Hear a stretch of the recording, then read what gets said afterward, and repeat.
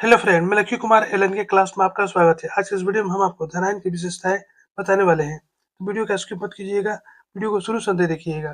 तो चलिए स्टार्ट करते हैं। धनायन की विशेषताएं। पहला है कि इस धनायन में अपने मूल परमाणु से कम इलेक्ट्रॉन होते हैं। किसी भी धनायन में क्या होता है, अपने मूल परमाणु से कम इलेक्ट्रॉन रहते हैं। उदाहरण के लिए सोडियम परमाणु में कुल 11 इलेक्ट्रॉन होते हैं, जबकि सोडियम आयन में 10 इलेक्ट्रॉन ही रहते हैं। अब यहाँ पे देखिए क्या है, सोडियम है। सोडियम का परमाणु क्रमांक कितना होता है, 11 होता है। इसकी पहली कक्षा में 2 इलेक्ट्रॉन और दूसरी कक्षा में 8 इलेक्ट्रॉन और अंतिम कक्षा में 1 इलेक्ट्रॉन होता है। तो ये क्या करता है, 1 इलेक्ट्रॉन का त्याग कर देता है। इस प्रकार ये क्या होता है, धनायन रहता है। इसमें 10 इलेक्ट्रॉन रह जाते हैं। इसमें कितना रहता है, इसमें 11 रहता है।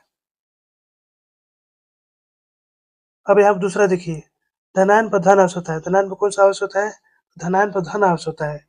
क्योंकि धनायन में प्रोटॉन की संख्या इलेक्ट्रॉन की संख्या से अधिक होती है। धनायन में क्या होता है, प्रोटॉन की संख्या इलेक्ट्रॉन की संख्या से अधिक होती है। अतः धनायन का कुल धन आवेश उसके कुल ऋण आवेश से अधिक हो जाता है, इसलिए धनायन पर धन आवेश आ जाता है। अब यहाँ देखिए सोडियम है। सोडियम का परमाणु क्रमांक कितना होता है, 11 होता है। इसकी पहली कक्षा में कितने इलेक्ट्रॉन होते हैं, 2। दूसरी कक्षा में 8 और अंतिम कक्षा में 1 इलेक्ट्रॉन होते हैं। क्या करता है, 1 इलेक्ट्रॉन त्याग कर देता है और सोडियम जो है ये क्या होता है, धनायन बन जाता है। इस प्रकार इलेक्ट्रॉन संख्या कितनी हो जाएगी, तो 10 हो जाएगी। और प्रोटॉन संख्या कितनी हो जाएगी, 11 हो जाएगी। तो इलेक्ट्रॉन जो है क्या है, ये ऋण आवेशित है और प्रोटॉन जो है धन आवेशित है। तो प्रोटॉन संख्या कितनी है, 11 है और इलेक्ट्रॉन संख्या कितनी है, 10 है। इस प्रकार ये क्या हो जाएगा, सोडियम जो है धन आवेशित हो जाएगा। ठीक है, चलिए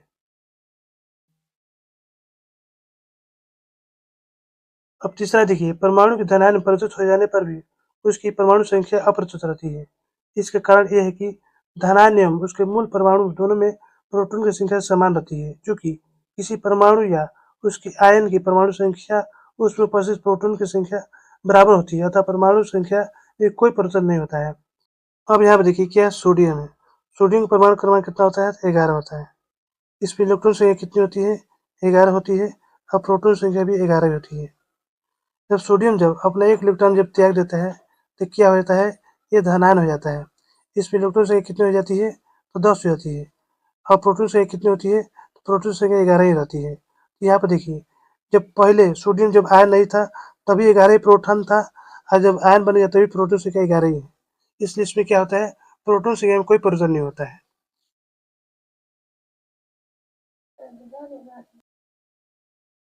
अब यहाँ चौथा देखिए, धनायन का इलेक्ट्रॉनिक विन्यास उसके निकटतम उत्कृष्ट गैस के सदृश होता है, यानी कि अक्रिय गैस के बराबर होता है। उदाहरण के लिए पोटेशियम आयन और उसके निकटतम अक्रिय गैस आर्गन के इलेक्ट्रॉनिक विन्यास के समान होते हैं। अब यहाँ पर देखिए, पोटेशियम का परमाणु क्रमांक कितना होता है, 19 होता है। ठीक है, इसकी पहली कक्षा में कितने इलेक्ट्रॉन होते हैं, 2। दूसरी कक्षा में 8, तीसरी कक्षा में 8 और अंतिम कक्षा में 1 इलेक्ट्रॉन होते हैं। और आर्गन का परमाणु क्रमांक कितना होता है, 18 होता है। इसकी पहली कक्षा में 2 इलेक्ट्रॉन और दूसरी कक्षा में 8 इलेक्ट्रॉन और अंतिम कक्षा में 8 इलेक्ट्रॉन होते हैं। ये निष्क्रिय होता है, इसलिए इसका अष्टक योग पूर्ण रहता है। अब यहाँ पोटेशियम देखिए, पोटेशियम अपना 1 इलेक्ट्रॉन क्या करता है, त्याग देता है और ये धनायन हो जाता है। इस प्रकार पोटेशियम आयन जो है आर्गन की श्रेणी में आ जाता है, निष्क्रिय गैस की श्रेणी में। अब यहाँ पांचवा देखिए, धनायन का आकार उसके मूल परमाणु के आकार से छोटा होता है। धनायन का जो आकार है उसके मूल परमाणु के आकार से छोटा होता है। परमाणु के संयुक्त शेल से एक या अधिक इलेक्ट्रॉन निकल जाने के कारण धनायन बनता है। जब परमाणु से जब इलेक्ट्रॉन निकल जाता है तो क्या होता है, वो धनायन बन जाता है। संयुक्त शेल के सभी इलेक्ट्रॉनों को निकल जाने से शेष बची भीतरी शेल के इलेक्ट्रॉन पर प्रभावकारी नाभिक आवेश बढ़ जाता है। जब क्या होता है, जब परमाणु से इलेक्ट्रॉन जब निकल जाता है तो शेष बचा हुआ शेल क्या होता है, उसका आवेश बढ़ जाता है। इससे इलेक्ट्रॉनिक नाभिक की ओर खींच जाते हैं, अतः धनायन का आकार उसके मूल परमाणु के आकार से छोटा हो जाता है। अब यहाँ पे देखिए सोडियम है। सोडियम का परमाणु क्रमांक कितना होता है, तो 11 होता है। इसकी पहली कक्षा में कितने इलेक्ट्रॉन है, तो 2 है, 1 2। दूसरी कक्षा में कितने इलेक्ट्रॉन है, 8 है, 1 2 3 4 5 6 7 8। और अंतिम कक्षा में कितने इलेक्ट्रॉन है, 1 इलेक्ट्रॉन है। ठीक है, अब यहाँ पे देखिए, जब ये धनायन हो जाएगा तब क्या होगा, ये सोडियम है, इसकी पहली कक्षा में 2 इलेक्ट्रॉन है और अंतिम कक्षा में 8 इलेक्ट्रॉन हो जाएंगे, 1 2 3 4 5, 6, 7, 8 ये जो है धनायन हो जाएगा। जब अपना एक इलेक्ट्रॉन जब छोड़ेगा तो क्या हो जाएगा, ये जो कक्षा है अंतिम कक्षा हट जाएगा। ये बचा हुआ सेल जो है ये क्या होता है, इलेक्ट्रॉनों पर प्रभावकारी नाभिक अर्स बढ़ जाता है, जिसके कारण क्या होता है, इलेक्ट्रॉन नाभिक की ओर खींच जाता है। इलेक्ट्रॉन जो है इस नाभिक की ओर खींच जाता है। अब आप छठा देखिए, धातु परमाणु से धनायन बनते हैं। धातु परमाणु से क्या बनते हैं, धनायन बनते हैं। उदाहरण के लिए sodium, potassium, magnesium, calcium, barium एवं एल्युमिनियम धनायन है। ये सभी क्या है, धनायन है। ये जो है अपने इलेक्ट्रॉन को त्याग करते हैं, जिस कारण ये आयन बन जाते हैं।